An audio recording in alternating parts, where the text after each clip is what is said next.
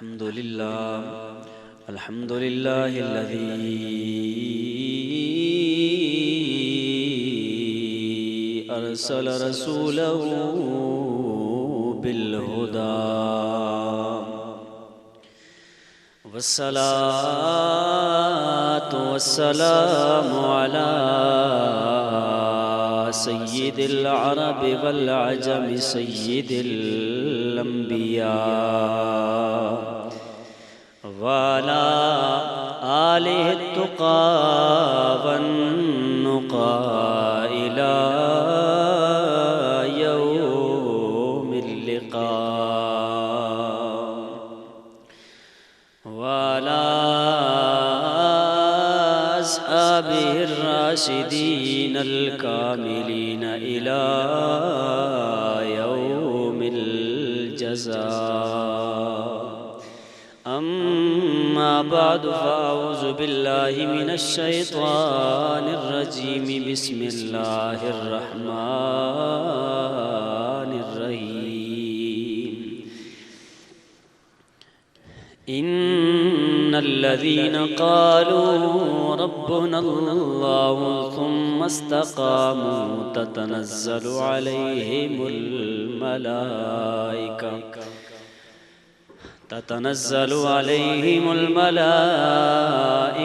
ألا تخافوا ولا تحزنوا وابشروا بالجنة التي كنتم توعدون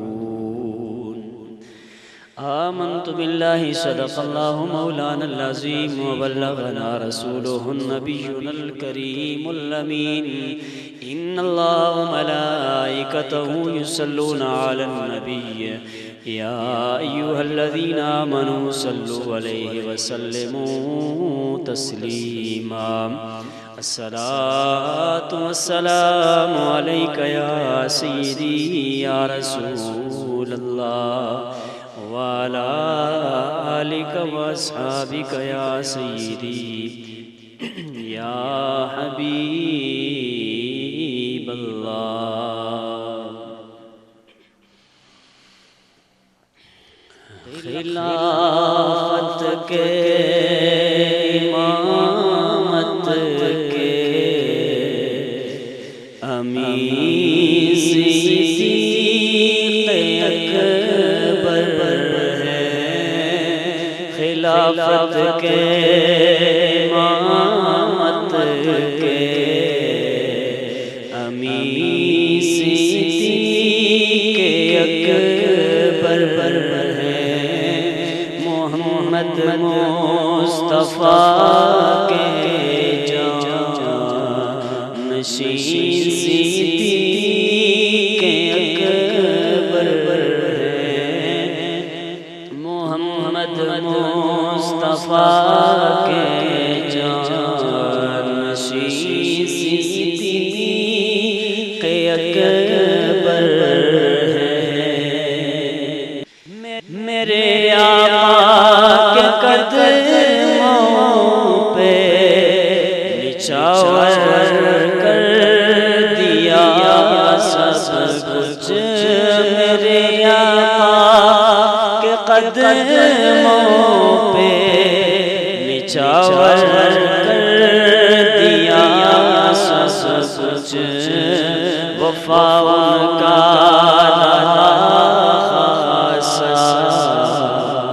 حسین صدیق اکبر ہے وفا ان کا خاص حسین صدیق اکبر ہے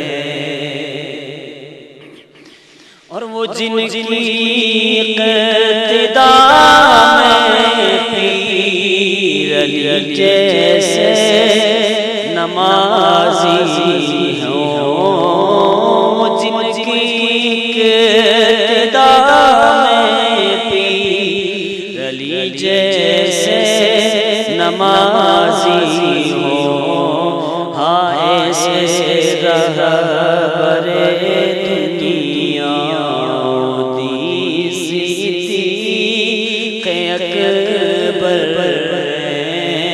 ہائے سے رہبر دنیا دی صدیق اکبر ہے، اور لٹا کر مال و زر اپنا لباس بوریا پہنے، لٹا کر مال و زر اپنا لباس بوریا پہنے، بڑے آرام سے گوشا نشین صدیق اکبر ہے، بڑے آرام سے گوشا نشین صدیق اکبر ہے، اور خلوت ہو کہ جلوت ہو مزار پاک ہو یار، خلوت ہو کہ جلوت ہو مزار پاک ہو یار، جہاں کا دکھائی دے، جہاں کا دکھائی دے، وہیں صدیق اکبر ہے، جہاں کا دکھائی دے، وہیں صدیق اکبر ہے، اور اس شرافت میں، عدالت میں، صداقت میں، سخاوت میں، شرافت میں، عدالت میں، صداقت میں، سخاوت میں، نمونہ مصطفیٰ کا یقین صدیق اکبر ہے، خلافت کے امامت کے امین صدیق اکبر ہے، محمد مصطفیٰ کے جان نشین صدیق اکبر ہے۔ حمد و ثنا کے بعد میرے نبی مکرم شفیع معظم محمد مجتبی حضرت محمد مصطفیٰ صلی اللہ تعالیٰ علیہ وسلم کے پیارے امتیوں، پیارے دیوانوں، آپ حضرت کے سامنے قرآن کریم فرقان حمید کی ایک آیت مبارکہ کی میں نے تلاوت کی ہے۔ اللہ تبارک و تعالیٰ کی بارگاہ میں دعا ہے رب کائنات مجھے اس کے ضمن میں حق اور سچ آپ تک پہنچانے کی توفیق نصیب فرمائے۔ اللہ تبارک و تعالیٰ نے سورہ حامیم السجدہ میں ارشاد فرمایا، ان الذین قالوا ربنا اللہ ثم استقاموا تتنزل علیہم الملائکہ، فرمایا بے شک وہ لوگ جنہوں نے کہا ربنا اللہ، ہمارا رب اللہ ہے، ہمارا پالنہار اللہ ہے، ہمارا پروردگار اللہ ہے، ثم استقاموا، پھر اس پہ ڈٹے رہے، قائم رہے، مستقیم رہے، تو تتنزل علیہم الملائکۃ، تو یہ جو لوگ استقامت والے ہوتے ہیں اللہ کی توحید پہ، فرمایا کہ ان کے پاس رب کے ملائکہ نازل ہوتے ہیں، ان کے پاس رب کے، اونچی آواز سے بولیں، ان کے پاس رب کے ملائکہ نازل ہوتے ہیں۔ اللہ تخافوا ولا تحزنوا، اور کہا جاتا ہے کہ خوف نہ کرو اور غمگین بھی نہ ہو. وَأَبْشِرُوا بِالْجَنَّةِ، اور انہیں جنت کی بشارت جو ہے وہ دی جاتی ہے. کنتم توعدون، جن کا ان سے وعدہ کیا گیا ہو. تو فرشتے ان استقامت والے بندوں کے پاس آتے ہیں اور آ کے انہیں یہ کہتے ہیں کہ تمہارے ساتھ جو جنت کا وعدہ ہوا ہے تمہیں اس کی بشارت ہو. سمجھ آ رہی نا سب کو؟ تو رب کائنات نے سورہ حامیم السجدہ میں یہ امر فرمایا ہے، اور یہ سب سے بڑے متقی کے بارے میں یہ آیت نازل ہوئی ہے. سب سے بڑے متقی کے بارے میں.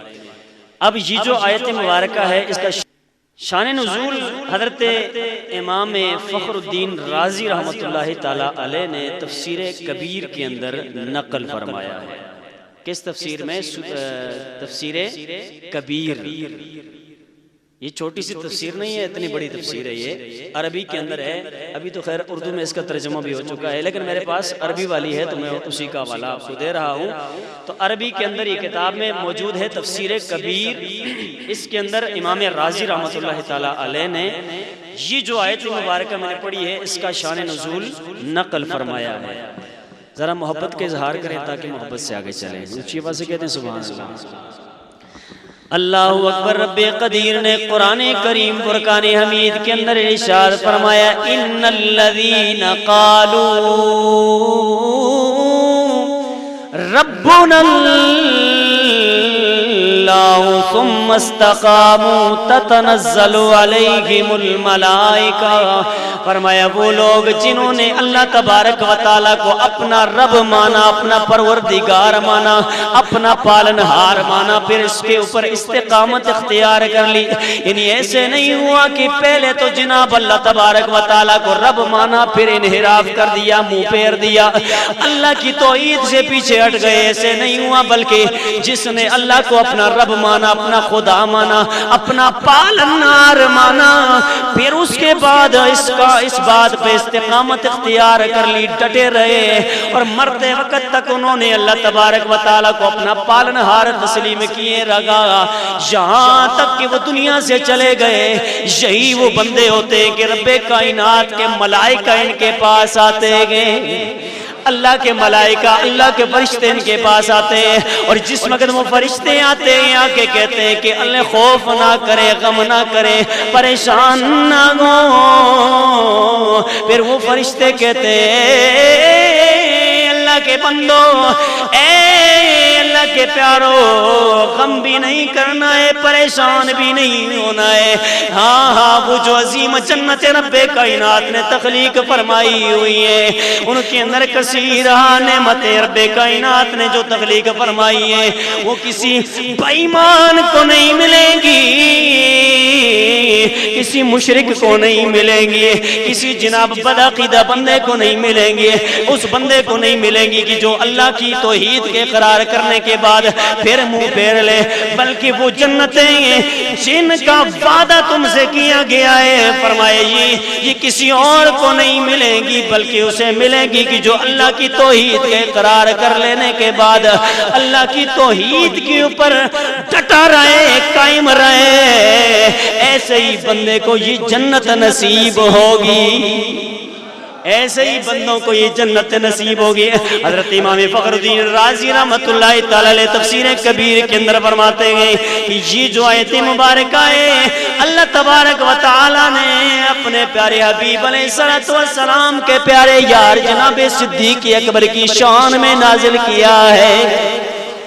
آئے روایت سنتے حضرت عبداللہ بن عباس رضی اللہ تعالیٰ سے روایت آپ فرماتے ہیں کہ یہ آیت مبارکہ حضرت صدیق اکبر کی شان میں نازل ہوئی ہے، اس لیے کہ حضرت صدیق اکبر رضی اللہ تعالیٰ عنہ کی وہ ہستی ہے، وہ کمال والی ہستی ہے کہ جنہیں دین اسلام کے لیے دین محمدی کے لیے ابتدا میں بڑی تکلیفیں دی گئی، بڑا آزمایا گیا۔ جناب صدیق اکبر رضی اللہ تعالیٰ عنہ کو بڑی بڑی آزمائشیں آئی، ابتدائی اسلام تھا، بڑی ماریں کھائی۔ جناب حضرت سیدنا ابوبکر صدیق نے دین اسلام کے لیے محمد عربی صلی اللہ تعالیٰ علیہ وسلم کی محبت کے اندر صدیق اکبر رضی اللہ تعالیٰ عنہ کو کفار نے بڑی ماریں دی، الغزت نے اتنی ماریں بھی دی کہ حضرت صدیق اکبر نڈھال ہو گئے، بے ہوش ہو کے گر پڑے۔ قبیلے والے سارے کے سارے آ گئے تیمارداری کرنے کے لیے۔ او صدیق یہ کیا کر دیا ہے تو نے؟ نہ کھانا کھانے کی ہمت ہے، نہ پانی پینے کی سکت ہے۔ الغز سارے کے سارے واپس پلٹ گئے۔ خلاصہ عرض کر رہا ہوں، میرے آقا کریم علیہ السلام کے غلام کے پاس جناب حضرت صدیق اکبر کی والدہ موجود تھی۔ جس وقت آپ فرماتی ہیں کہ حضرت ابوبکر صدیق کی آنکھ کھلی، تھوڑا سا ہوش آیا۔ جناب صدیق اکبر نے یہ نہیں کہا کہ مجھے پانی چاہیے، مجھے پانی دے دے، مجھے جناب بھوک لگی ہے کھانا دے دے، یہ نہیں کہا اتنے زخم میرے جسم پہ آ گئے تو میرے جسم کے اوپر پٹیاں باندھ لو، میرے زخم صاف کر لو۔ بلکہ جس وقت آپ کو ہوش آیا، آپ کی والدہ فرماتی ہیں کہ جناب صدیق اکبر رضی اللہ تعالیٰ عنہ نے سب سے پہلے یہ پوچھا، اے میری امی جان ذرا یہ بتائیے نا محمد عربی کی حالت کیسی ہے؟ اللہ اکبر یا رسول اللہ صلی اللہ علیہ وسلم، یا غوث اعظم، کیا سب سے پہلے کیا کہا کہ محمد عربی صلی اللہ علیہ وسلم کیسے ہیں؟ اب اپنے اوپر جو گزری نا اس کو بھولے ہوئے ہیں، جو ہی ہوش آئی تو فوراً سرکاری مدینہ علیہ السلام کے بارے میں استفسار فرمائے، پوچھا۔ تو برل پھر بعد میں پتہ چل گیا تھا کہ حضور علیہ السلام صحیح حالت میں ہیں اور انہیں کوئی تکلیف وغیرہ نہیں ہوئی ہے۔ تو پھر آپ مطمئن ہوئے، پھر اس کے بعد آپ نے کھانا بھی کھایا اور پانی بھی پیا۔ پہلے نہ کھانا کھایا نہ پانی پیا۔ ارے عاشق وہ ہوتے ہیں نا جو اپنے محبوب کو دکھ میں دیکھنا گوارا نہیں کرتے، اپنی جان پہ کچھ بھی گزر جائے نا، جان اگر کٹ بھی جائے، خون بہ رہا ہو، بندہ اپنے جسم کے اندر سینکڑوں زخم برداشت کر لیتا ہے پھر، لیکن وہ یہ کہتا ہے کہ میرے محبوب کو دکھ نہیں ہونا چاہیے۔ تو اتنا عشق تھا جناب سیدنا ابوبکر صدیق رضی اللہ تعالیٰ عنہ کو کہ کفار قریش نے، آپ کے کنبے کے بھی بہت سارے لوگوں نے آپ کو مارا، زخمی کر دیا، لیکن آپ نے اپنی جان کی پرواہ کیے بغیر سرکار مدینہ کا پوچھا تو پتہ چلا جناب صدیق اکبر ابتدائی اسلام میں بھی ایسے عاشق تھے کہ آپ جیسا عاشق کوئی نظر ہی نہیں آتا، آپ جیسا عاشق کوئی نظر ہی نہیں آتا ہے۔ تو اس خیر ضمنی بات چل گئی، میں آیت کا شان نزول بتا رہا تھا۔ میرے آقا علیہ السلام کے اس غلام کو بہت ساری تکلیفیں دی گئی، اور حضرت امام راضی رحمۃ اللہ تعالی فرماتے ہیں کہ بہت ساری جب تکلیفیں دی، اور تکلیفیں دینے کا مطلب کیا تھا؟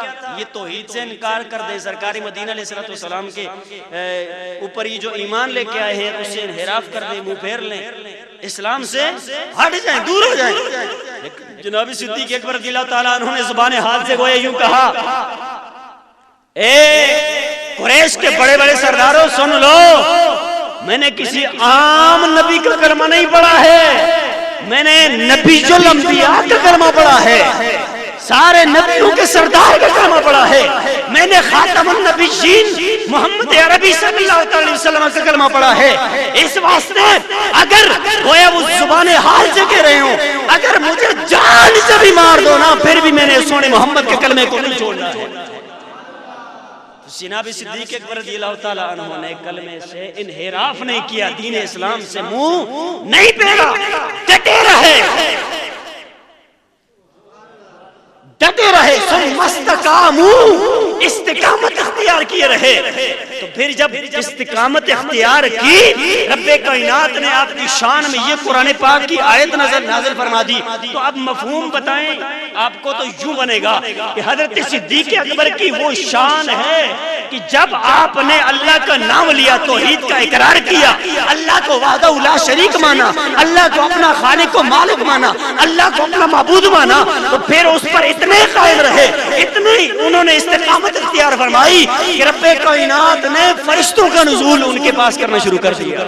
فرشتے نازل ہو گئے اور فرشتے کہنے لگے لا تخافوا، اے اللہ کے بندے صدیق اکبر غم نہ کر، پریشان نہ ہو، تمہارے ساتھ جو آخری نبی محمد عربی نے جنت کا وعدہ کیا ہے، ہم رب کے فرشتے تمہیں جنت کی بشارت دینے آئے ہیں. تو صدیق اکبر وہ ہیں کہ جن سے وعدہ جنت کا میرے نبی نے کیا ہے، اور پھر اس جنت کی بشارت دینے رب کے فرشتے آتے ہیں. کون آتے ہیں؟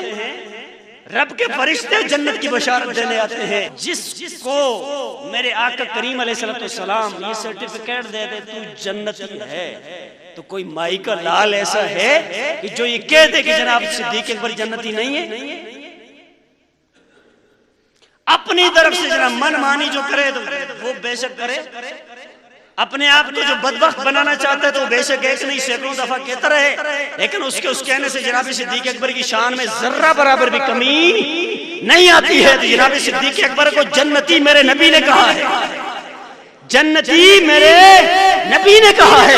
اور پھر جو ملائکہ آتے ہیں آپ کے پاس، وہ جب بشارت دیتے ہیں تو اس سے بھی پتہ چلا کہ بشارت، دیکھیں نا، فرشتے اپنے آپ سے بشارت دینے کے لیے نہیں آئے، رب نے فرشتوں کو بھیجا تو تب فرشتے آئے. آئی سمجھ کے نہیں آئی؟ رب نے فرشتوں کو بھیجا تو فرشتے تب آئے. دیکھیں نا، ماں کے پیٹ کے اندر فرشتے بندے کی صورت بناتے ہیں، رب کے حکم سے بناتے ہیں. ذکر کی مجالس و فرشتے آتے ہیں، رب کے حکم سے آتے ہیں. اسی طرح بہت ساری لاکھوں اربوں خربوں کے حساب سے فرشتے ڈیوٹیاں کرتے ہیں، لیکن سارے کے سارے فرشتے جو ڈیوٹیاں کرتے ہیں رب کے، بولیں رب کے حکم سے کرتے ہیں. الغز جو فرشتہ جس وقت صبح دوپہر شام الغز 24 گھنٹے کے اندر جو کرتا ہے رب کے حکم سے سب کرتے ہیں. تو جس وقت وہ فرشتے جناب صدیق اکبر رضی اللہ تعالیٰ عنہ کے پاس آئے تو کس کے حکم سے آئے؟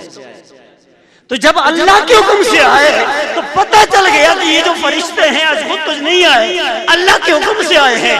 تو نبی اکرم صلی اللہ علیہ وسلم نے فرمایا صدیق جنتی ہے، تو اس کے اوپر پر لگانے کے لیے اللہ پاک نے فرشتے بھیجے. فرمایا فرشتوں جاؤ، میرے محمد عربی نے ان کو جنت کی بشارت دے دی ہے، اور تم بھی چلے جاؤ میری طرف سے تاکہ اور زیادہ بات پکی ہو جائے.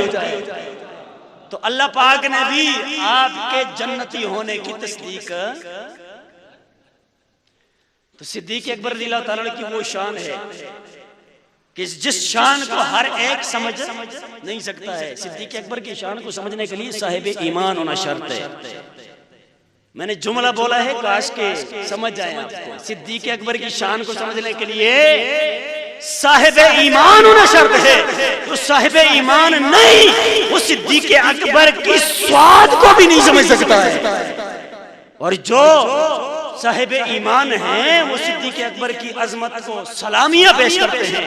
تو سامعین محترم، اس آیت مبارکہ کے اندر شان صدیقی کو ظاہر کیا گیا ہے. کس کو؟ شان صدیق اکبر رضی اللہ تعالیٰ عنہ. تفسیر النکت والعیون کے اندر یہ شان نزول موجود ہے. یہ دوسری آیت میں پیش کرنے جا رہا ہوں. اللہ تبارک و تعالیٰ نے قرآن کریم فرقان حمید کے اندر یہ آخری پارے کے اندر موجود ہے. رب قدیر نے ارشاد فرمایا، اونچی آواز سے کہتے ہیں سبحان اللہ. اللہ اکبر. رب قدیر نے قرآن کریم فرقان حمید کے اندر ارشاد فرمایا یا ایتها النفس المطمئنہ ارجعی الی ربک راضیۃ مرضیہ فادخلی فی عبادی وادخلی جنتی. قرآن پڑھا گیا ہے، ذرا محبت سے کہتے سبحان اللہ۔ اللہ تبارک و تعالی نے ان آیات کے اندر کیا ارشاد فرمایا؟ فرمایا یا ایتھا النفس المطمئنہ، اے نفس مطمئنہ، اے مطمئن جان، اطمینان والی جان۔ کس والی جان؟ اے اطمینان والی جان، یا ایتھا النفس المطمئنہ، اے اطمینان والے نفس، ارجعی الی ربک، اپنے رب کی طرف رجوع لے کے آ، اپنے رب کی طرف لوٹ جا، اس حالت میں کہ راضیۃ مرضیہ، تو اس سے راضی، وہ تجھ سے راضی، تو اس سے راضی، وہ تجھ سے راضی۔ اور فرمایا فادخلی فی عبادی، تو میرے بندوں میں داخل ہو جا، وادخلی جنتی، اور تو جنت میں داخل ہو جا، میرے بندوں میں داخل ہو جا اور جنت میں داخل ہو جا۔ یہاں پہ ایک چیز یہ ہے کہ اللہ تعالیٰ نے نفس کو مطمئنہ کہا، اطمینان والی جان۔ کس والی؟ اطمینان والی جان۔ یہ جو نفس مطمئنہ ہے، اس کے بارے میں فرمایا کہ ارجعی الی ربک، اپنے رب کی طرف لوٹ جا۔ کس حالت میں؟ راضیۃ مرضیہ، اس سے راضی ہو۔ ایک ہے نفس مطمئنہ، دوسری بات ہے راضیۃ مرضیہ، دو چیزیں۔ تیسری چیز یہ ہے کہ اللہ تبارک و تعالیٰ نے حکم فرمایا فادخلی فی عبادی، میرے بندوں میں داخل ہو جا، وادخلی جنتی، اور جنت میں داخل ہو جا۔ کتنی چیزیں ہو گئی؟ چار۔ کتنی ہو گئی؟ چار۔ اب تفسیر النکت والعیون کے اندر سورہ فجر آیت نمبر 27 سے لے کر یہ 30 تک، اس کے شان نزول میں یہ لکھا ہوا ہے کہ، اور یہ جو روایت ہے حضرت عبداللہ بن عباس رضی اللہ عنہ سے مروی ہے، آپ فرماتے ہیں کہ جس وقت یہ آخری آیت نازل ہوئی نا، تو میرے آقا کریم علیہ السلام کے یار غار و مزار جناب صدیق اکبر حضور علیہ السلام کی مجلس میں تشریف فرما تھے۔ کہاں پہ بیٹھے ہوئے تھے؟ حضور علیہ السلام کے پاس بیٹھے ہوئے تھے۔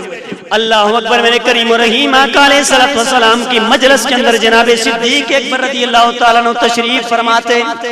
جب یہ آخری آیت نازل ہوئی، میرے آقا کریم علیہ السلام کے غلام نے عرض کیا رسول اللہ صلی اللہ علیہ وسلم، اللہ تبارک و تعالی نے کتنی پیاری بات کہی ہے، کتنی اچھی بات کہی ہے کہ فرمایا یا ایتھا النفس المطمئنہ، اے مطمئن جان، اے نفس مطمئنہ، اپنے رب کی طرف لوٹ جا، اس حال میں کہ تو اس سے راضی، وہ تجھ سے راضی ہے۔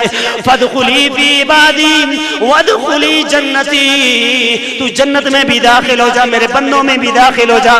جناب صدیق اکبر رضی اللہ تعالیٰ عنہ نے عرض کیا رسول اللہ، کتنی پیاری بات ہے، کتنی سونی بات ہے، کتنی اچھی بات رب کائنات نے جس کو نازل فرمایا ہے۔ میرے کریم و رحیم آقا علیہ السلام نے فرمایا اے صدیق اکبر، یہ کون بندہ ہوگا جس کو رب کائنات کہے گا تو جنت میں داخل ہو جا؟ یہ کون بندہ ہوگا جس کو یہ کہا جائے گا کہ اے بندے تو میرے خاص بندوں میں شامل ہو جا؟ یہ کون بندہ ہوگا جس کو رب کائنات کہے گا کہ تو اللہ سے راضی ہے، وہ تجھ سے راضی ہے؟ یہ کون بندہ ہوگا جسے رب کائنات نفس مطمئنہ کہہ کے بلائے گا؟ اور میں اے صدیق اکبر، یہ کوئی اور نہیں ہوگا جس وقت تیرا وقت وصال قریب آ جائے گا، اللہ تبارک و تعالی تجھے فرمائے گا اے نفس مطمئنہ، اے مطمئن جان، اے مطمئن جان، ارجعی الی ربک، اپنے رب کی طرف لوٹ جا، اس حال میں کہ تو رب سے راضی ہے، تیرا رب تجھ سے راضی ہے۔ پھر اے صدیق اکبر، تجھے رب کائنات فرمائے گا فادخلی فی عبادی، اے صدیق اکبر تو میرے خاص بندوں میں داخل ہو جا۔ پھر رب کائنات فرمائے گا وادخلی جنتی، اے صدیق اکبر تو جنت میں داخل ہو جا۔ تو یہ چار چیزیں اے صدیق اکبر رب کائنات وقت وصال تجھے نصیب فرمائے گا۔ اس کو قرآن حضرت زیادہ تر یہی والی جو آیات ہیں نماز کے اندر بھی پڑھتے ہوتے ہیں، آپ بارہا سنتے ہوں گے یا ایتھا النفس المطمئنہ ارجعی الی ربک راضیۃ مرضیہ فادخلی فی عبادی وادخلی جنتی، لیکن کبھی یہ سوچا کہ اس کا مطلب کیا ہے، اس کا مفہوم کیا ہے، اور کس عظیم آدمی کے بارے میں یہ نازل ہے؟ تو صدیق اکبر رضی اللہ تعالیٰ عنہ کے حق میں یہ آیتیں نازل ہوئی. ایک اب دیکھیں پچھلے جملے میں ترتیب سے 4 چیزیں گنائی تھی نا, تو صدیق اکبر رضی اللہ تعالیٰ عنہ کی جان وہ جان ہے کہ جس کو نفس مطمئنہ رب کائنات نے کہا ہے, اطمینان والی جان رب نے کہا ہے. اور پھر صدیق اکبر رضی اللہ تعالیٰ عنہ کی وہ عظمت اور وہ شان ہے کہ آپ ایسی عظیم ہستی ہیں کہ رب ان سے راضی, وہ رب سے راضی. رب صدیق اکبر سے راضی اور صدیق اکبر اللہ تعالیٰ سے راضی, رب کائنات سے راضی ہے. تو ارے جب صدیق اکبر رب سے راضی, اللہ اس سے راضی ہے, تو اسی لیے تو اہل سنت سارے صدیق اکبر سے راضی ہے. اسی لیے تو اہل سنت صدیق اکبر سے راضی ہے. اور اگر صدیق اکبر سے راضی ہم نہ ہونا, ان کا تو کچھ بھی نہیں جاتا لیکن ہمارا بہت کچھ چلا جائے گا. ان کا تو کچھ بھی نہیں جائے گا لیکن ہمارا بہت کچھ چلا جائے گا.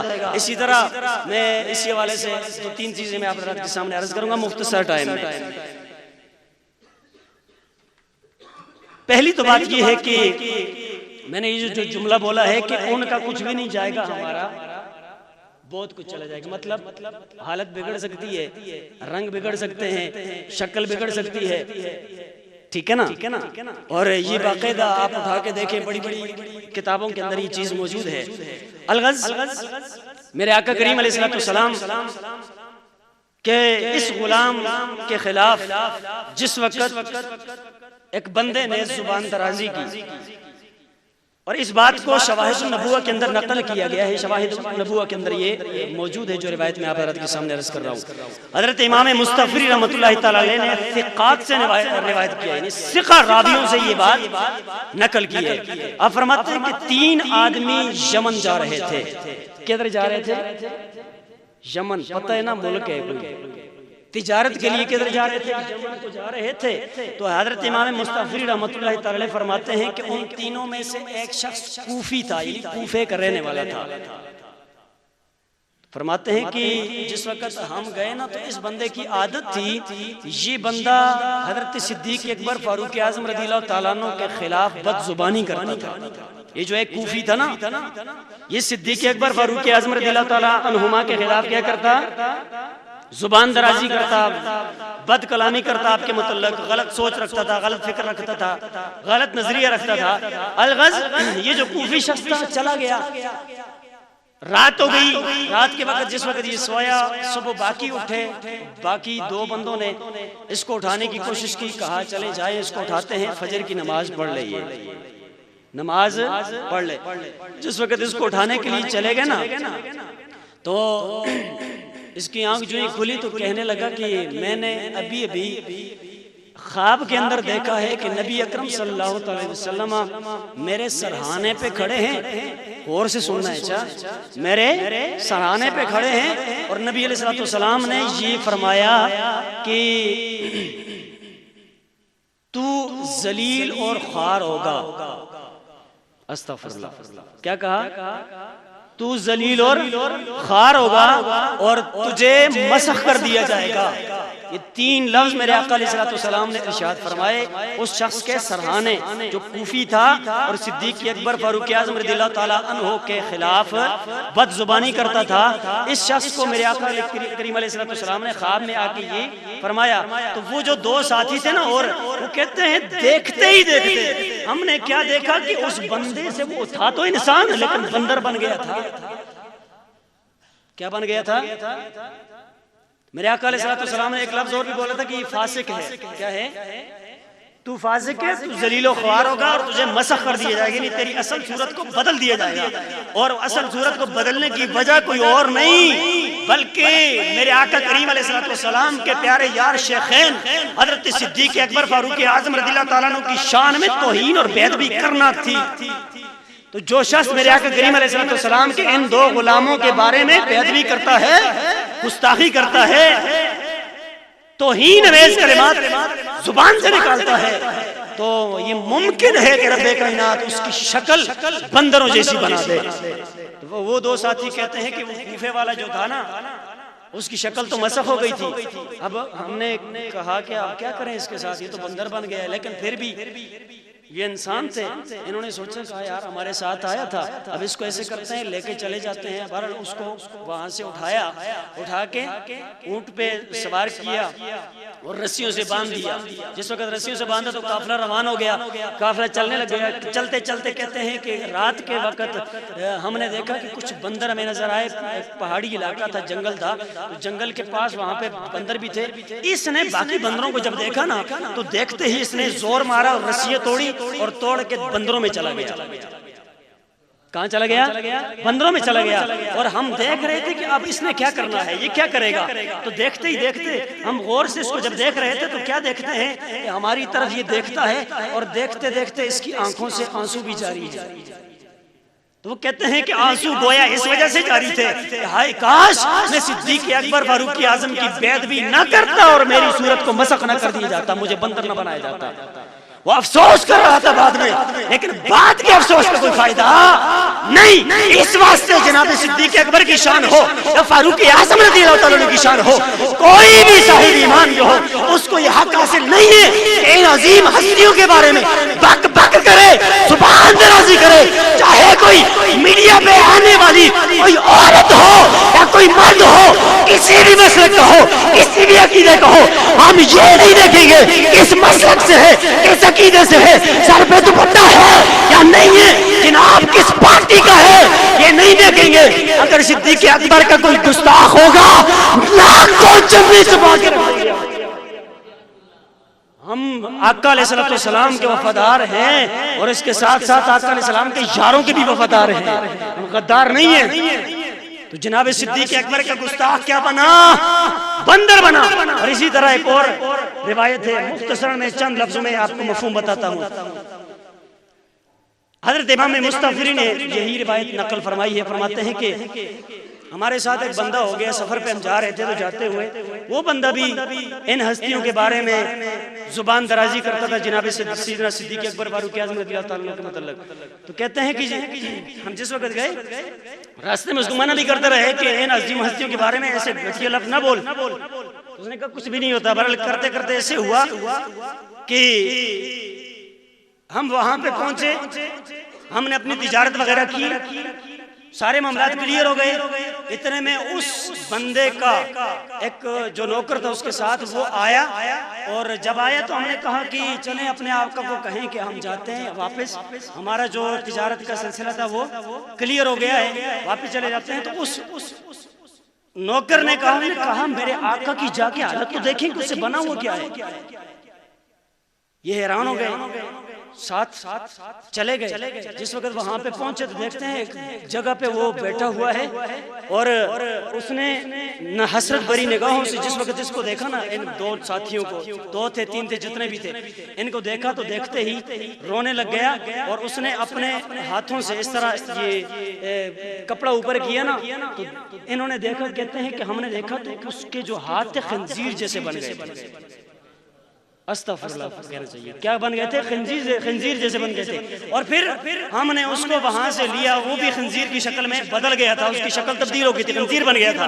کہتے ہیں احساس کی وجہ سے ہم نے کہا ہمارے ساتھ آیا تھا، ہمارا دوست تھا، یہ یاران مصطفیٰ کو بھونک رہا تھا، لیکن کیا کریں، اب انسانی تقاضا بھی تو ہے نا، تو اس پہ ترس کھاتے ہوئے اپنے ساتھ لے لیا، اس کو رسیوں سے باندھا اوپر اونٹ کے اوپر۔ اسی طرح کرتے کرتے رستے میں آئے تو دیکھتے ہیں جناب بہت سارے خنزیر نظر آئے، اس نے جناب چھلانگ لگے، خنزیروں میں چلا گیا۔ کدھر چلا گیا؟ خنزیروں میں چلا گیا۔ اسی طرح ایک اور روایت مختصر میں بتا رہا ہوں، ملک شام میں ایک شخص تھا، وہاں کچھ اللہ والوں کا گزر ہوا، یہ بھی موجود ہے شواہد النبوہ کے اندر۔ جس وقت گئے نا بندے، نیک بندے مسجد میں گئے نماز پڑھنے کے لیے، سارے مولوی بھی ایک جیسے نہیں ہوتے، آئی سمجھ کے نہیں آئی؟ آپ دیکھنا یہاں پہ سارے مصلی امامت پہ کھڑے ہونے والے ایک جیسے نہیں ہوتے ہیں، فرق ہوتا ہے۔ ڈاکٹر میں فرق ہوتا ہے، انجینئر میں فرق ہوتا ہے۔ اسی طرح اس تجارت کے معاملات کے اندر اور باقی جملہ معاملات کے اندر جہاں پہ ایک نمبر ہوتے ہیں وہاں دو نمبر بھی ہوتے ہیں۔ اسی طرح امامت کے لحاظ سے ایک نمبر والے لوگ بھی ہوتے ہیں، دو نمبر والے بھی ہوتے ہیں۔ تو جس وقت وہ بندے گئے نا، شواہد النبوہ کے اندر یہ موجود ہے کہ جس وقت امام صاحب نے نماز پڑھائی، سلام پھیرا، سلام پھیر کے دعا کرنے لگے امام صاحب، اور دعا کے اندر کیا پڑھتے ہیں؟ حضرت صدیق اکبر فاروق اعظم رضی اللہ تعالیٰ عنہ کے خلاف دعا کر رہا ہے وہ بندہ، وہ امام جو ہے۔ جس وقت دعا کی تو پریشان ہو گئے، واپس پلٹے، سال کے بعد پھر چکر لگ گیا، شام پھر چلے گئے۔ جس وقت واپس چلے گئے نا شام، تو اسی مسجد میں جا کے نماز پڑھی۔ جب وہاں پہ نماز پڑھی تو دیکھا وہ امام نہیں تھا، کوئی اور امام تھا۔ تو پھر انہوں نے نمازیوں سے پوچھا جناب یہاں پہ پچھلے سال جو امام تھا وہ ابھی نہیں ہے، کدھر ہے وہ؟ تو نمازی جو تھے انہوں نے کہا جی کہ آپ اس کی حالت نہ پوچھیں بلکہ آ کے دیکھیں کہ اس سے کیا بنا ہوا ہے۔ بہرحال وہ بندے ساتھ گئے، نیک برگزیدہ بندے تھے، وہ نمازی لے کے ان کو چلے گئے۔ جس وقت گئے تو دیکھتے کیا ہیں کہ سامنے ہمیں بندہ نظر نہیں آیا بلکہ کتا باندھا ہوا تھا۔ کیا باندھا ہوا تھا؟ کتا سامنے باندھا ہوا تھا، اور اس کی آنکھوں سے آنسو جاری تھے، گویا وہ زبان حال سے کہہ رہا تھا اے زمانے والوں، جو صدیق اکبر کی شان میں بھونکتا ہے نا، جو فاروق اعظم کی شان میں بک بک کرتا ہے نا، وہ انسان نہیں رہتا بلکہ کتا بن جاتا ہے۔ اگر کسی کو یقین نہ آئے مجھے دیکھ لو، مصلی پہ کھڑے ہونے والا تھا، قرآن پڑھنے والا تھا، امامت کروانے والا تھا۔ ظاہری سی بات ہے زلفیں بھی ہوگی، داڑھی بھی ہوگی، جناب لوگ اس کی قدر بھی کرتے ہوں گے، سب کچھ ہے، لیکن جس وقت شیخین کی تعظیم نہ کی، بے ادبی کی، انسان کی، توہین کی، رب کائنات نے فرمایا اے اللہ کے بندے تو بے شک میرا بندہ تھا، لیکن جب میرے پیارے حبیب کے اشاروں کے بارے میں زبان کھولی ہے، اب میں تجھے انسان دیکھنا گوارا نہیں کرتا، تو کتا بن جا تو بہتر ہے۔ تو کتا بن گیا، کوئی خنزیر بن رہا ہے، کوئی کتا بن رہا ہے، کوئی بندر بن رہا ہے۔ اس سے ان پیاری ہستیوں کے بارے میں غلط جملے بولنے کی وجہ سے، غلط خیال کرنے کی وجہ سے جو میں نے بات کہی تھی سچ ثابت ہوئی کہ نہیں، کہ اگر ہم کچھ کہیں گے ان ہستیوں کے بارے میں ہمارا جناب کچھ بھی نہیں رہے گا، ان کا کچھ جائے گا نہیں، ان کا کچھ جائے گا نہیں۔ اس واسطے میں کہتا ہوں کہ اگر کوئی شخص بولے نا تو اس کے ہر جملے کے پیچھے ایک راز ہوتا ہے، ایک راز ہوتا ہے جس کو سمجھنا بڑا لازمی ہوتا ہے۔ ہم نے انشاءاللہ صدیق اکبر رضی اللہ تعالیٰ کی شان کا دفاع کرنا ہے۔ وہ جو ٹی وی پہ آگے جناب سوشل میڈیا پہ وہ عورت سی ہے، اس نے جو کہا علماء نے بڑے رگڑے لگائے اس کو پھر باغ فدق کے حوالے سے۔ تو برل اس طرح کی اگر کوئی عورت آئے اور کہے کہ صدیق اکبر کے دور کے اندر جناب حق نہیں ملا ہے، وہاں پہ انصاف نہیں ہوا ہے، اب کیسے ہوگا؟ میں نے کہا پہلے تو ذرا شرم کرے نا، اسلام نے پردے کو حکم دیا ہے، پردہ کیا ہوا نہیں اور دین کی باتیں کر رہی ہے، پردہ کیا ہوا نہیں، حیا ہے ہی نہیں ہے، اور ان ہستیوں کے بارے میں بول رہی ہے کہ جو جناب اتنی حیا والے تھے کہ جن کی حیا کو اللہ کے نبی نے بیان فرمایا۔ تو ایسے لوگوں کو شرم کرنی چاہیے جو ان ہستیوں کے بارے میں بولتے ہیں۔ تو سامعین محترم، ہم اہل سنت و جماعت اور ہم صدیق اکبر فاروق اعظم سے محبت کرتے ہیں۔ کیا کرتے ہیں؟ جو محبت کرتے ہیں اونچی آواز سے کہتے ہیں سبحان اللہ، ماشاءاللہ۔